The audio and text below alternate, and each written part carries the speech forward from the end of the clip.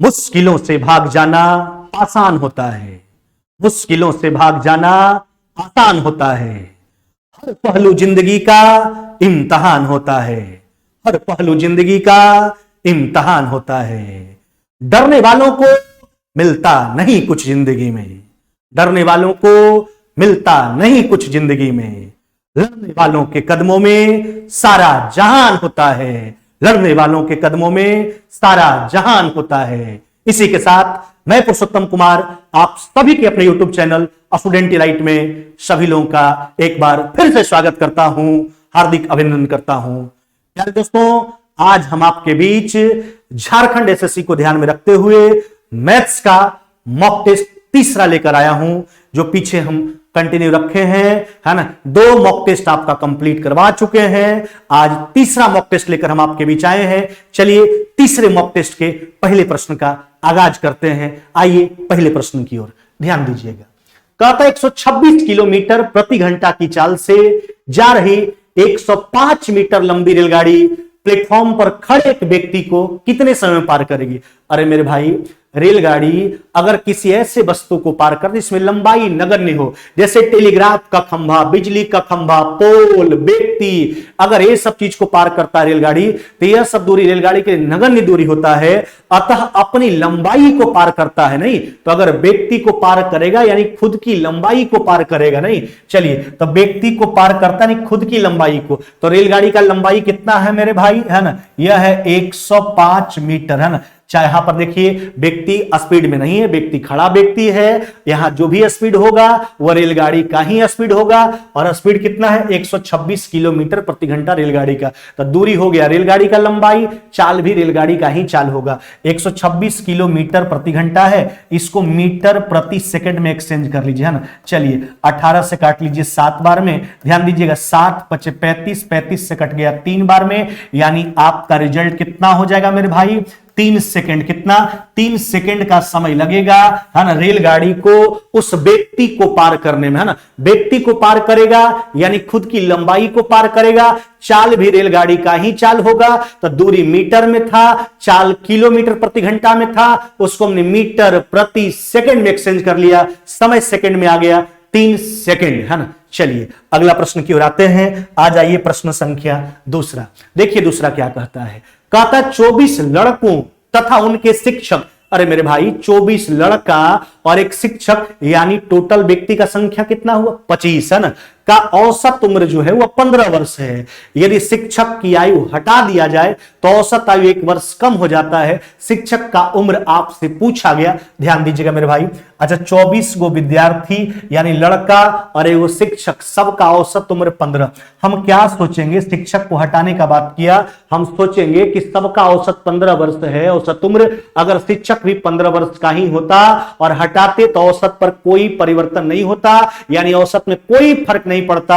लेकिन जब शिक्षक को हटाया जाता है तो औसत में 1 वर्ष का कमी हो जाता है। अरे मेरे भाई, कोई अगर समूह से जाए औसत घटा दे, इसका मतलब जाने वाला उठाकर ज्यादा लेकर जा रहा है, तो प्लस का चिन्ह लगाइए। पहले संख्या था कितना मेरे भाई 24, लड़का एक शिक्षक 25, अब एक शिक्षक चले गए, तब संख्या कितना बच गया व्यक्ति का 24। औसत में परिवर्तन से गुना कर लीजिए, 1 का परिवर्तन है नहीं, यानी 24 प्लस में 15, यानी उस शिक्षक का जो उम्र है मेरे भाई वह उम्र कितना है 39 वर्ष। शिक्षक का उम्र कितना हो जाएगा 39 वर्ष हो जाएगा शिक्षक का उम्र। अतः आपका उत्तर कौन सा हो जाएगा, ऑप्शन नंबर दूसरा, है ना। चलिए आगे बढ़ जाते हैं प्रश्न संख्या तीसरा की ओर। अच्छा तीसरा देखिए क्या कहता है। कहता थीटा जो है 0 से 90 डिग्री के बीच में यानी फर्स्ट क्वाड्रेंट में है, और यह कंडीशन दे रखा है cos theta plus sin theta बटा cos theta minus sin theta बराबर 1 + √3 बटा 1 - √3। हम पीछे भी मॉक टेस्ट में आपको बताए हैं, CND का इस्तेमाल बताए हैं, कंपोनेंडो डिविडेंडो का, जिसको हिंदी में कहा जाता है योगांतर निष्पत्ति। अच्छा इस प्रक्रिया में करते क्या है, एक बार हर को अंश में जोड़ते हैं, फिर नीचे लाके अंश में हर को घटाते हैं, वही काम करना है। है, इसमें सी एन डी का प्रयोग कर लीजिए। अच्छा सी एन डी का प्रयोग कीजिएगा तो नीचे वाला एक बार जोड़िए, तो ऊपर जोड़िएगा तो हो जाएगा 2 cos थीटा sin थीटा तो कट जाएगा, और ऊपर वाला में ही नीचे वाला घटाएंगे तो माइनस प्लस, अब की बार हो जाएगा यह 2 sin थीटा। दाहिना तरफ भी वही काम करना है, ध्यान दीजिएगा। अच्छा दाहिना तरफ भी वही कीजिए, तो नीचे वाला उठा कर जोड़िए तो 1 और 1 कितना हुआ 2, अब घटाएंगे तो माइनस ही प्लस, यह हो जाएगा आपका 2 रूट कितना हो जाएगा 3। अब ध्यान दीजिएगा 2 से 2 काट के हटाइए, यहां भी कट गया। अरे मेरे भाई यहां देखिए cos बटा sin, यानी क्या हो जाएगा मेरे भाई, यह हो गया cot थीटा बराबर में कितना मेरे भाई 1/√3। देखिए tan 30 यानी cot 60 का मान होगा, अतः थीटा बराबर कितना डिग्री हो गया, थीटा हो गया आपका 60 डिग्री। थीटा कितना डिग्री हो गया 60 डिग्री। यही पूछा गया था है ना कि थीटा का जो है सकी मान बता दो मेरे भाई, थीटा का मान कितना डिग्री 60 डिग्री हो जाएगा। ऑप्शन नंबर बी मेरे भाई है ना, थीटा कितना डिग्री 60 डिग्री, फर्स्ट क्वाड्रेंट बोला भी है 60 डिग्री आपका रिजल्ट होगा। चलिए आगे बढ़ जाते हैं, अगला प्रश्न की ओर आइए। प्रश्न संख्या 4 देखो मेरे भाई, कहता है √8 प्लस में 5, ध्यान दीजिएगा कौन कौन सा टर्म है। √8 प्लस में कितना हो गया आपका √5, एक हो गया आपका √7 है ना, प्लस में हो गया आपका √6 है ना। आगे देखिए एक हो गया आपका √10 है ना, और प्लस में हो गया आपका √ कितना हो गया आपका, ये हो गया 3, और एक हो गया आपका √11 प्लस में √ कितना हो गया आपका 2।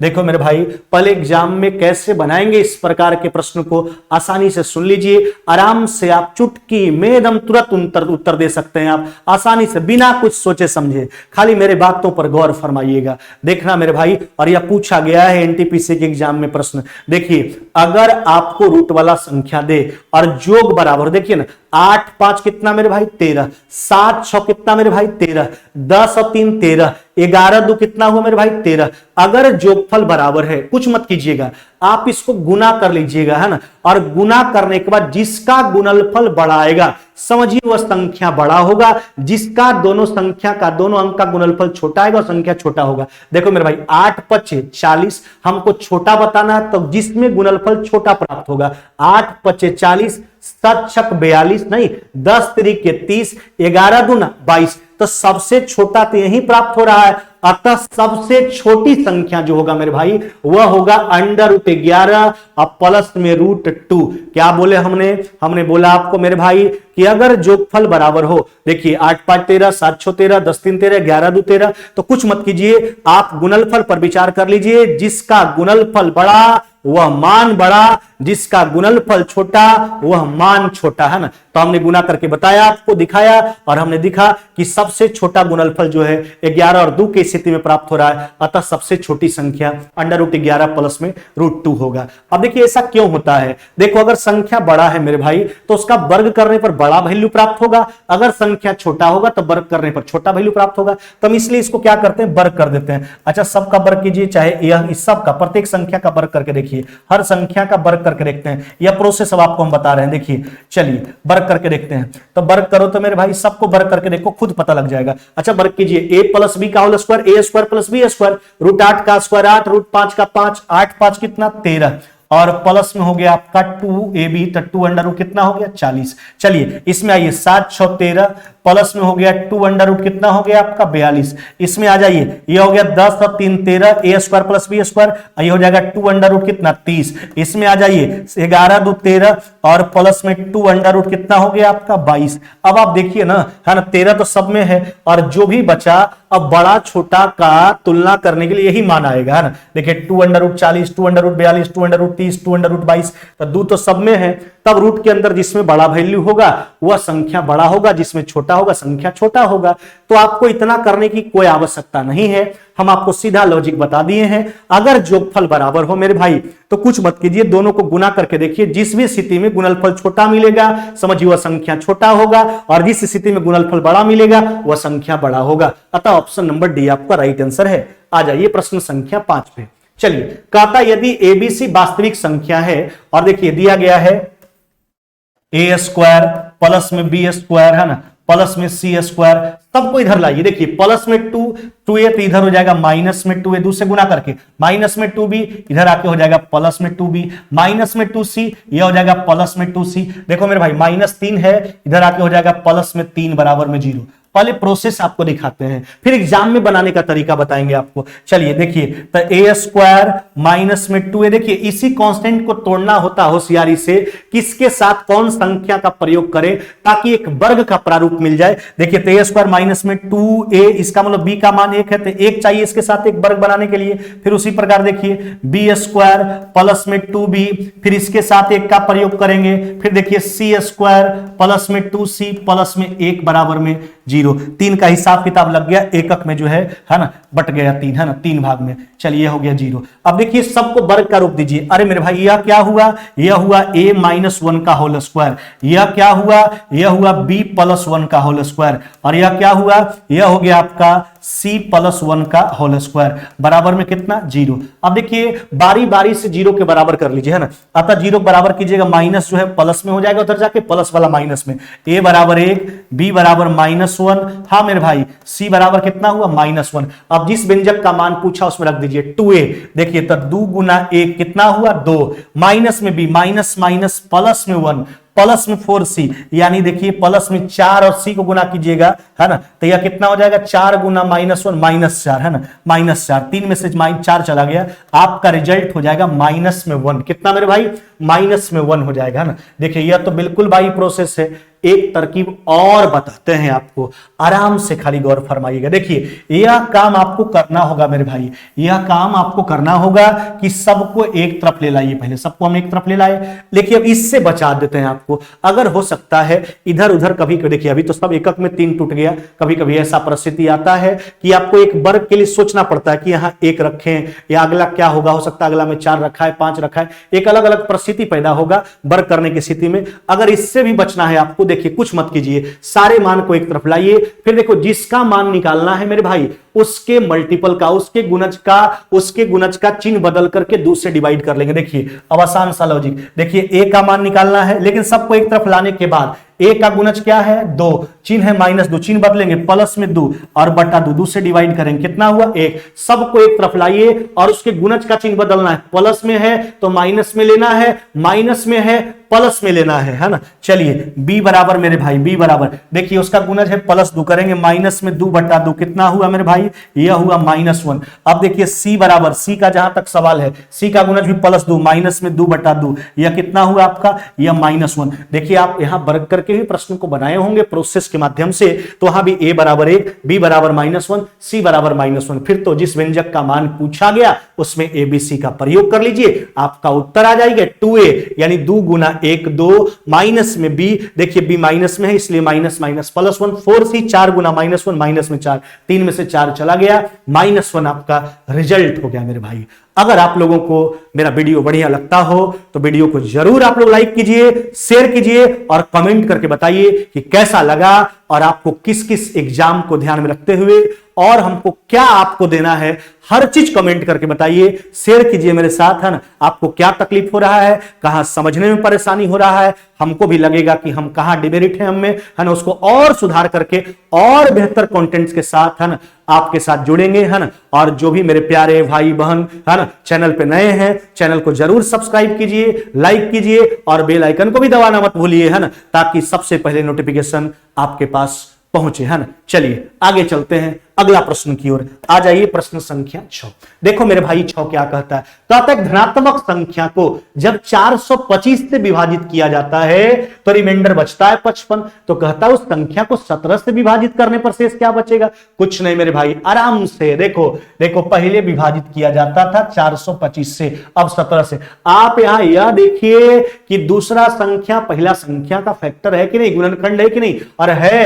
देखिए 425 को 17 पूरा पूरा काटेगा, यानी 17 जो है 425 का गुणनखंड है, 17 दूना 34, 17 पचे 85। तो अगर दूसरा डिवाइजर, दूसरा भाजक पहला का गुणनखंड हो, कुछ मत कीजिए, पहली बार जो रिमाइंडर बचता है ना उसी को भाग लगा दीजिए उससे, है ना। चलिए 17 से 17 त्रिक 51, अतः रिमाइंडर क्या आएगा मेरे भाई 4। रिमाइंडर कितना आ जाएगा 4। पहला स्थिति में जो शेष बचा उसी को भाग लगा देंगे। ऐसा क्यों, क्योंकि दूसरा जो आपका डिवाइजर है, भाजक है, वह पहला वाला का क्या है, गुणनखंड है ना। तो पहली स्थिति में जो रिमाइंडर बचेगा उसी को भाग देकर के शेष निकाल लेंगे। आगे आ जाइए, अगला प्रश्न पर आ जाते हैं। प्रश्न संख्या 7वां कहता है कॉलेज हॉस्टल में 50% लड़के पिज्जा पसंद करते हैं। हाँ मेरे भाई, 70% लड़के बर्गर पसंद करते हैं।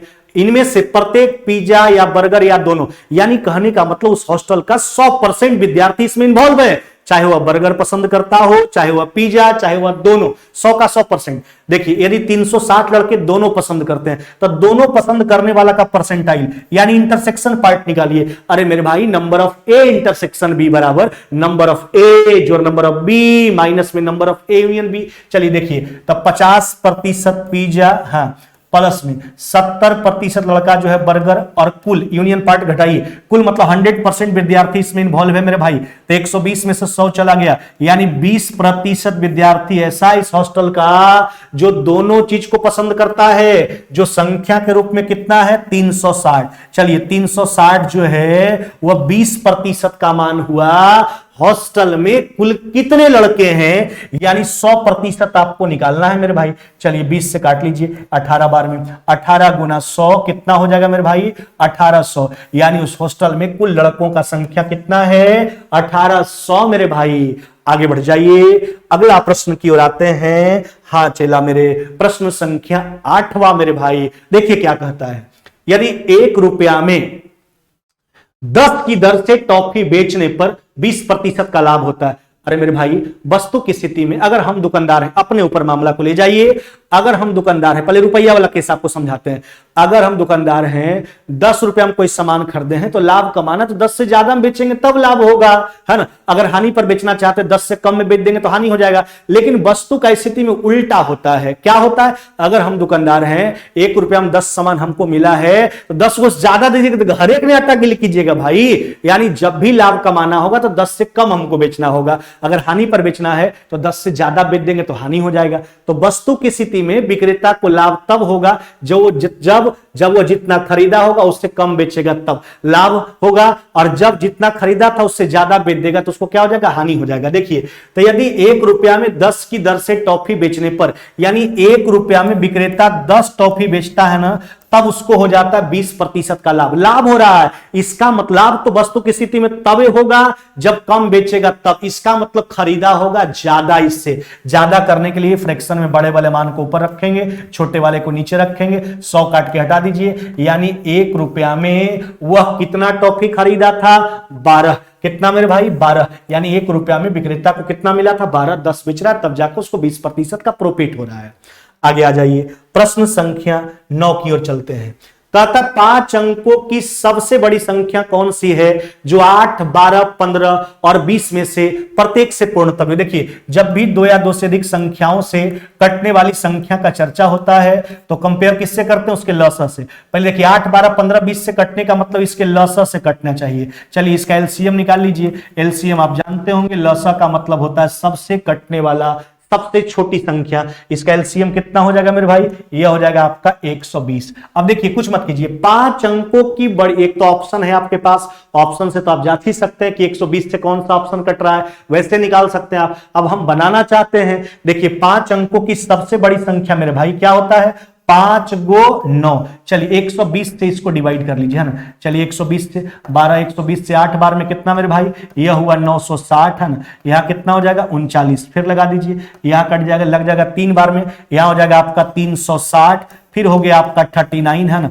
चलिए फिर एक 9 लगा दीजिए, उतार दीजिए, फिर 3 बार में तो 360, कितना बच गया आपका मेरे भाई, यह बच गया आपका 39। देखो मेरे भाई, अगर बात बड़ी से बड़ी संख्या का हो तो बड़ी से बड़ी संख्या के प्रश्न में काम घटाने वाला, बात अगर छोटी से छोटी संख्या का हो तो कहां जो है काम जोड़ने वाला किया जाता है, जोड़ा जाता है तो भाजक माइनस शेष, घटाया जाता है तो शेष। अभी बात बड़ी से बड़ी संख्या का है, घटाकर उत्तर करेंगे, यानी देखिए 5 गो 9 में से घटाएंगे शेष को, शेष कितना है मेरे भाई, यह हो गया आपका 39, घटा लीजिए तो यहां हो जाएगा 06999, यही ना मेरे भाई, यही है संख्या आपका, यही संख्या 99,960, यही है मेरे भाई। ऑप्शन नंबर ए आपका राइट आंसर है ना। चलिए अगला प्रश्न पर आ जाते हैं, प्रश्न संख्या 10। अच्छा 10 क्या कहता है, थोड़ा गौर कर लीजिए, आराम से सोल्व कर लेंगे। कहता 2 वस्तु में से प्रत्येक को एक दुकानदार 2400 बेचता है, दोनों का विक्रय मूल्य बराबर है 2400। हाँ, दुकानदार को पूरे लेन देन में, पूरे दोनों वस्तु के लेन देन में जो है ना तो कोई लाभ ना तो कोई हानि। यदि एक वस्तु 20% लाभ पर बेची गई तो दूसरी वस्तु को कितने रुपए की हानि पर बेची गई, कितने प्रतिशत नहीं, कितने रुपए की हानि पर बेची गई। अच्छा सोचिए, पहला वस्तु को दुकानदार बेचता 20% प्रॉफिट पर। अच्छा, क्रयमूल्य को 100 मानेंगे तो 120 विक्रयमूल्य होगा, यानी पहला वस्तु के क्रयमूल्य और विक्रयमूल्य के बीच का रेशियो कितना मेरे भाई, 5:6। प्रश्न के हिसाब से दोनों का विक्रयमूल्य आपस में बराबर है, तो अगर इसका विक्रयमूल्य 6 यूनिट है तो इसका भी 6 यूनिट हो जाएगा। और एक बात, पूरे व्यापार में न लाभ होता है न हानि, यानी जितना क्रयमूल्य उतना टोटल विक्रयमूल्य। देखिए टोटल विक्रयमूल्य 12, तो टोटल क्रयमूल्य 12 बनाने के लिए इसका क्रयमूल्य कितना रखना होगा, 7। अब खुद सोच के देखिए ना, देखिए यहां प्रॉफिट हो रहा है 1 यूनिट का नहीं, और यहां जो है लॉस हो रहा है कितना यूनिट का, 1 यूनिट का। अब आपसे वही कहता, दूसरा स्थिति में जो हानि हुआ उसको राशि में बताइए। राशि आपके पास निश्चित राशि क्या दिया गया, प्रत्येक का विक्रय मूल्य जो 2400 रुपया के रूप में है। हाँ मेरे भाई, देखिए प्रत्येक वस्तु का विक्रय मूल्य 2400 रुपया, जो यूनिट के तौर पर कितना दिख रहा है, प्रत्येक का विक्रय मूल्य 6 यूनिट। हाँ, तो 6 यूनिट बराबर 2400, हानि 1 यूनिट का है, यानी 1 यूनिट बराबर कितना हो जाएगा आपका, 400 रुपया। नहीं, यानी 400 रुपया का हानि होगा मेरे भाई, कितना का, 400 का। दूसरी वस्तु को जो है 400 रुपया की हानि पर बेचना होगा, तब जाके दुकानदार को पूरे व्यापार में न लाभ होगा न हानि होगा। चलिए आगे आ जाते हैं प्रश्न संख्या 11 की ओर। देखिए 11 क्या कहता है, 51 किलोग्राम मिश्रण में दूध और पानी का रेशियो 27:7 है। अच्छा, चर्चा किसका, दूध और पानी का है ना। रेशियो कैसा है मेरे भाई, यह 27 अनुपात कितना है, 7। अब क्या कहता है यह सुनिए, कहता है इसमें कितना पानी और मिलाए ताकि रेशियो कितना हो जाए, 3:1। देखिए कुछ नहीं करना, जब भी 2 या 2 से अधिक राशि का अनुपात दिया जाए और उसमें किसी एक में वृद्धि या कमी की बात की जाए तो इन परिस्थितियों में जो उसके अलावा बचा हुआ मान है उसको बराबर करना है। चलिए देखिए, चर्चा दूध और पानी का है, बाद में कहता कितना पानी और मिला जाए, पानी मिला रहे हैं, दूध के मान में कोई परिवर्तन, इसलिए दूध को पकड़ के बराबर कर लीजिए। इसको बराबर करने के लिए यहां 9 से गुना करना होगा।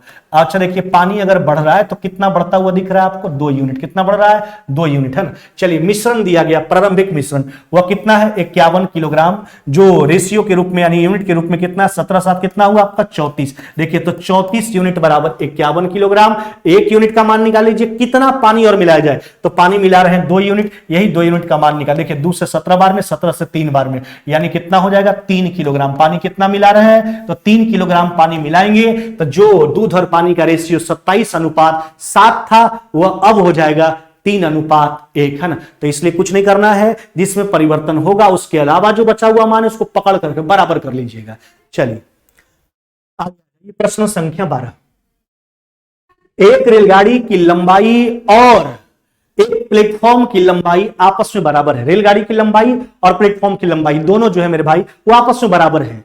108 किलोमीटर प्रति घंटा की रफ्तार से रेलगाड़ी 1 मिनट में प्लेटफॉर्म को पार करता है। मेरे भाई रेलगाड़ी प्लेटफॉर्म को अगर पार करेगा तो उन परिस्थितियों में जो दूरी होगा वह रेलगाड़ी का लंबाई प्लस में प्लेटफॉर्म का लंबाई। चलिए दूरी निकाल लीजिए। अच्छा, रेलगाड़ी का स्पीड 108 किलोमीटर प्रति घंटा है, इसको मीटर प्रति सेकंड में चेंज कर लीजिए। अच्छा, 1 मिनट में प्लेटफॉर्म को पार करता है, 1 मिनट को सेकंड में क्या लिखिएगा, 60 सेकंड। नहीं मेरे भाई, अच्छा यह जो दूरी है इसमें दोनों है, रेलगाड़ी का भी लंबाई है और प्लेटफॉर्म का भी लंबाई है। देखिए दोनों का लंबाई बराबर था, इसमें दोनों है, दोनों बराबर लंबाई का, इसलिए 2 से डिवाइड कर लीजिए। रेलगाड़ी का भी लंबाई वही होगा और प्लेटफॉर्म का भी लंबाई वही होगा, है ना। चलिए 18 गुना 36, 36 से 3 बार में काट लीजिए। 5 त्रिके 15, 6 कितना हो गया, 90, यानी कितना हो जाएगा आपका 900 मीटर। कितना मेरे भाई, 900 मीटर। यही रेलगाड़ी का भी लंबाई है और यही प्लेटफॉर्म का भी लंबाई होगा। चलिए आगे बढ़ जाइए, अगला प्रश्न पर आ जाइए। प्रश्न संख्या 13, देखिए क्या कहता है मेरे भाई, कहता है कॉट थीटा बराबर √6 है, तो कॉसेक स्क्वायर थीटा प्लस में सेक स्क्वायर थीटा बटा कॉसेक स्क्वायर थीटा माइनस में सेक स्क्वायर थीटा। देखिए अब इसको हम कॉट में कन्वर्ट करने का प्रयास करेंगे ताकि हम उसके मान का प्रयोग कर सके। तो हम इसको क्या करते हैं ना मेरे भाई, सेक स्क्वायर थीटा से भाग लगा देते हैं, सेक स्क्वायर थीटा से भाग देते हैं। चलिए सेक स्क्वायर थीटा से भाग देने पर अच्छा भाग दोगे मेरे भाई तो सेक स्क्वायर थीटा से, ध्यान दीजिएगा, तो कॉसेक पलट के नीचे साइन जाएगा, सेक पलट के ऊपर जाएगा कॉस, यानी कॉट बन जाएगा। कॉसेक स्क्वायर थीटा में सेक से भाग लगाएंगे, सेक स्क्वायर थीटा से क्या बनेगा, यह बन जाएगा कॉट स्क्वायर थीटा। इधर हो गया आपका 1, नीचे आ जाइए, नीचे हो जाएगा आपका कॉट स्क्वायर थीटा और माइनस में कितना हो जाएगा मेरे भाई 1। अब मान का प्रयोग कर लीजिए, देखिए कॉट थीटा बराबर √6, उसका वर्ग करोगे कॉट स्क्वायर थीटा तो √6 का स्क्वायर 6 हो जाएगा, रूट कैंसिल हो जाएगा, तो हो जाएगा 6 1 7, नहीं 6 और 1 7, नीचे आ जाइए 6 में से 1 घटा लीजिए, आपका रिजल्ट कितना हो जाएगा 7/5 मेरे भाई, कितना 7/5 हो जाएगा। ऑप्शन नंबर डी हो जाएगा। हमने क्या किया मेरे भाई, सेक स्क्वायर थीटा से ऊपर नीचे हमने भाग लगा दिया, है ना, आ गया कॉट स्क्वायर थीटा प्लस में 1 बटा कॉट स्क्वायर थीटा माइनस में 1। कॉट थीटा का मान √6 था, √6 का स्क्वायर 6 हो जाएगा, 6 + 1 बटा 6 - 1, आपका परिणाम 7/5। आगे आ जाइए, प्रश्न संख्या 14 कहता है एक वृत्ताकार मैदान तथा वर्गाकार मैदान, है ना, दोनों की परिमाप जो है आपस में क्या है, बराबर है। परिमाप आपको बताएं, पैरामीटर जो होता है sum of length of external boundaries, यानी बाहरी सीमाओं के लंबाई के योग को ही परिमाप कहा जाता है। वर्ग का परिमाप 4 गुने भुजा, जबकि वृत्त का परिमाप परिधि कहिए, है ना, वो होता है 2πr। देखिए देख, वर्गाकार मैदान का क्षेत्रफल जो है परिमाप दोनों का बराबर, चाहे वो वर्गाकार मैदान हो चाहे वृत्ताकार मैदान हो, और वर्गाकार मैदान का क्षेत्रफल दे रखा है ना, कितना 12,000, कितना मेरे भाई 100। अच्छा वर्ग का क्षेत्रफल एक्चुअली होता क्या है, भुजा स्क्वायर, तो इसका स्क्वायर रूट कर लीजिए, तो वर्गाकार मैदान की एक भुजा आ गया, परिमाप निकालने के लिए 4 से क्या करेंगे, गुना करेंगे मेरे भाई, है ना, तो यह हो गया वर्गाकार मैदान का परिमाप, जो एक वृत्ताकार मैदान का भी परिमाप है। अच्छा तो पहले वृत्त का रेडियस निकाल लीजिए, ध्यान दीजिएगा, यह देखिए वृत्त का दोनों का परिमाप आपस में बराबर था, वर्गाकार मैदान का भी परिमाप है, वृत्ताकार मैदान का भी परिमाप है। तो अगर ये वृत्त का परिधि है तो वृत्त का परिधि होता क्या है, 2πr होता है। इसमें 2π से आप डिवाइड कर लीजिए, किससे, 2π से, तो अब यह आ गया वृत्त का त्रिज्या, नहीं। अच्छा वृत्त का क्षेत्रफल चाहिए, तो वृत्त का क्षेत्रफल कैसे निकालेंगे, πr², जब ये त्रिज्या आ गया, अब इसका क्या कर लीजिए आप, इसका कर लेंगे वर्ग, आराम से कैलकुलेट कीजिए। देखिए इसका मान अगर देखिएगा तो यह हो गया 100 कितना 10, देखिए 22 से काट लीजिए, है ना, 22 से कट जाएगा 5 बार में, है ना, 4 को काट लीजिए 2 से 2 बार में, 7 दूना कितना, 7 दहे कितना हो जाएगा 70। इधर आ जाइए, अब देखिए 70 का स्क्वायर से गुना कर लीजिए, 22/7, और गुना कितना हो गया मेरे भाई 70 गुना कितना 70, यही तो है, 7 से 10 बार में काट लीजिए, आपका रिजल्ट हो जाएगा 15,400 वर्ग मीटर। कितना मेरे भाई 15,400 वर्ग मीटर। यही तो वृत्ताकार मैदान का क्षेत्रफल है मेरे भाई, है ना, 15,400 वर्ग मीटर, है ना। चलिए वृत्त का परिधि हमने निकाला, उसमें 2π से भाग लगा दिया, वृत्त का त्रिज्या निकल करके आ गया, वृत्त का क्षेत्रफल मेरे भाई πr² हुआ करता है, अतः वृत्ताकार मैदान का क्षेत्रफल 15,400 वर्ग मीटर होगा। आगे आ जाइए, प्रश्न संख्या 15 पे कहता क्या, यह सुनिए, एक निश्चित राशि पर जो है 10% प्रति वर्ष की दर से 5 वर्ष के लिए साधारण ब्याज। अच्छा 10% के हिसाब से 5 साल का कितना हो जाएगा, 10 × 5 50% साधारण ब्याज। कहता है 5,000 रुपया पर 10% वार्षिक ब्याज की दर से चक्रवृद्धि ब्याज होने वाला 2 वर्ष का चक्रवृद्धि ब्याज का आधा है। देखिए पहला स्थिति का जो साधारण ब्याज है दूसरे स्थिति के चक्रवृद्धि ब्याज के आधा है। अच्छा देखिए ध्यान दीजिएगा, तो दूसरा स्थिति का चक्रवृद्धि ब्याज निकाल लीजिए। अच्छा 10% रेट है तो 2 साल का चक्रवृद्धि ब्याज का इंटरेस्ट क्या हो जाएगा, 10 प्लस में 10 प्लस में 10 गुना 10/100, नहीं, अगर 2 साल के रेट को आप निकालिएगा, 10% रेट है तो 2 साल का चक्रवृद्धि ब्याज का दर क्या हो जाएगा, पहला साल 10, अगला साल 10, फिर 10 का इंटरेस्ट, तो 10 गुना 10/100, यानी 2 साल का अगर रेट निकाले चक्रवृद्धि ब्याज का तो 21%, नहीं। चलिए तो साधारण ब्याज उसका आधा है, देखिए तो 5,000 का 21% दूसरा स्थिति का चक्रवृद्धि ब्याज है, उसका आधा कर लीजिए, यानी 21/2%। यह पहला स्थिति का साधारण ब्याज है। अच्छा पहला स्थिति में साधारण ब्याज 10/5, साधारण ब्याज हर वर्ष का बराबर होता है, 50% का यह मान है ना। प्रिंसिपल पूछा पहला स्थिति का, यानी 100% सीधा सीधी आप निकाल लीजिए। देखिए यहां से 100 से 100 काट लीजिए, 50 गुना 2 कितना हो जाएगा आपका, 100 काट के हटा दीजिए, 21 गुना 50 यानी 1000 कितना हो जाएगा आपका 50 रुपया। कितना मेरे भाई 1050 रुपया आपका राइट आंसर है। यही पूछा गया था कि साधारण ब्याज की दर पर दी गई राशि क्या है, 1050 रुपया। ऑप्शन नंबर बी मेरे भाई क्या हो जाएगा, ऑप्शन नंबर बी। आगे आ जाते हैं प्रश्न संख्या 16 की। अच्छा 16 देखिए, अन्ना रीता से जो है 5 गुना बड़ी है। देखिए ध्यान दीजिएगा, अन्ना जो है वह रीता से कितना गुना बड़ी है, तो 5 गुना बड़ी है ना। अब क्या कहता है, 2 वर्ष में यानी 2 वर्ष बाद अन्ना रीता से 3 गुना बड़ी हो जाएगी, नहीं 3 गुना बड़ी हो जाएगी। देखिए ऊपर वर्तमान का चर्चा था, नीचे 2 साल बाद का। समान राशि जोड़ते घटाते इन परिस्थितियों में अंतर को बराबर करते हैं। चलिए बराबर कर लीजिए, इसमें जो है सकी 2 से गुना कर लीजिए मेरे भाई, है ना। चलिए 2 से गुना कर लीजिए। अब यूनिट को देखिए कितना बढ़ रहा है, यूनिट देखा जाए तो 1 यूनिट बढ़ रहा है, इधर भी देखिए तो 1 यूनिट बढ़ रहा है, तो बढ़ता 2 साल है जो 1 यूनिट का मान है। अब हमसे क्या कहता है, 7 वर्ष में अन्ना की आयु क्या हो जाएगी। अरे भैया यानी 7 साल बाद, तो देखिए अन्ना का वर्तमान में उम्र था 5 यूनिट यानी 10 वर्ष, 7 साल बाद पूछा 7 जोड़ लीजिए, 10 प्लस में 7 यानी 17 वर्ष। आगामी 7 वर्षों के बाद जो है ना, अन्ना की जो आयु हो जाएगी कितना हो जाएगी, 17 वर्ष हो जाएगी मेरे भाई। चलिए ऑप्शन नंबर ए मेरे भाई, है ना। आगे आ जाते हैं, अगले प्रश्न पर आ जाइए, प्रश्न संख्या 17। रघु का टैंकर एक जलाशय को 4 घंटे में भर सकता है, नहीं रघु का जो टैंकर है एक जलाशय को 4 घंटे में भर सकता है। जलाशय आधा भरने के बाद, अरे मेरे भाई रघु का टैंकर जो है जलाशय को, पूरा जलाशय को 4 घंटा में, तो आधा जलाशय को भरने में उसका टैंकर कितना समय लेगा, 2 घंटा का, नहीं। अब क्या कहता सुनिए, आधा भरने के बाद उसी तरह के 3 और टैंकर खोल दिए गए। अरे भैया पहले 1 टैंकर था, अब 3 टैंकर और हो गया, तो 4 टैंकर में हो गया। तो पहले जिस क्षमता से भरा जा रहा था अब उसका 4 गुना क्षमता से भरा जाएगा। आधा टैंकर, देखिए आधा अकेले रघु का टैंकर ही जलाशय को भरा था, 2 घंटा लगा आधा भरने में, आधा भरने में 2 घंटा लगना चाहिए था, और लेकिन 3 और टैंकर खुल गया, क्षमता 4 गुना हो गया। क्षमता 4 गुना हो गया तो समय तो कम लगाएगा, 4 से डिवाइड, यानी समय जो है 1/4 अब लगेगा, यानी 2 घंटा और आधा घंटा, यानी टोटल समय कितना लगा मेरे भाई, है ना, टंकी भरने में 2.5 घंटा। कब, जब रघु का टैंकर आधा जलाशय को भरेगा, आधा भरने के बाद उसी क्षमता का जो है 3 और टैंकर खोल दिया जाएगा, तो संपूर्ण टैंकर भरने में कितना समय लगेगा, 2 घंटा 30 मिनट। ऑप्शन नंबर डी मेरे भाई, है ना। चलिए आगे आ जाते हैं प्रश्न संख्या 18 की ओर। देखिए 18 क्या कहता है, 3 पुरस्कारों की कुल कीमत 2720 रुपया, है ना।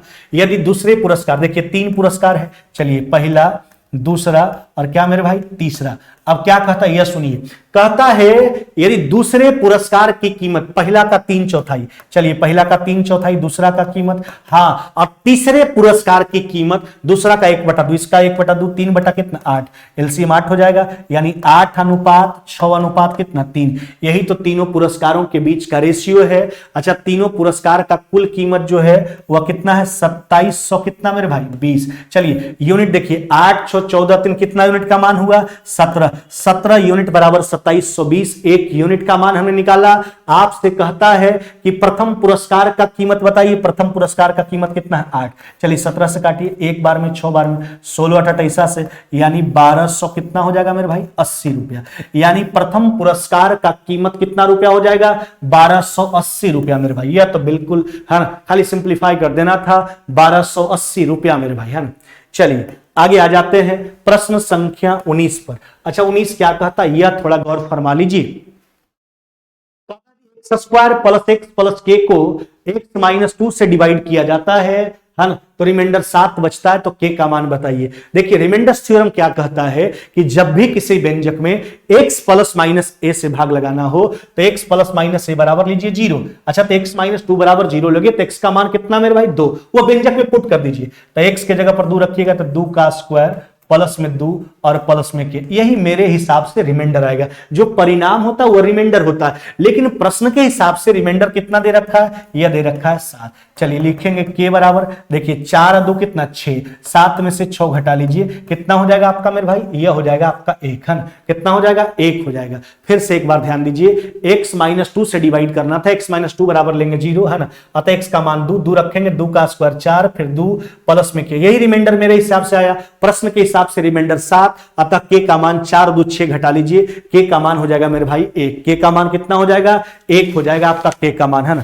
के का मान हो जाएगा आपका 1। चलिए आ जाइए अब समापन की ओर चलते हैं।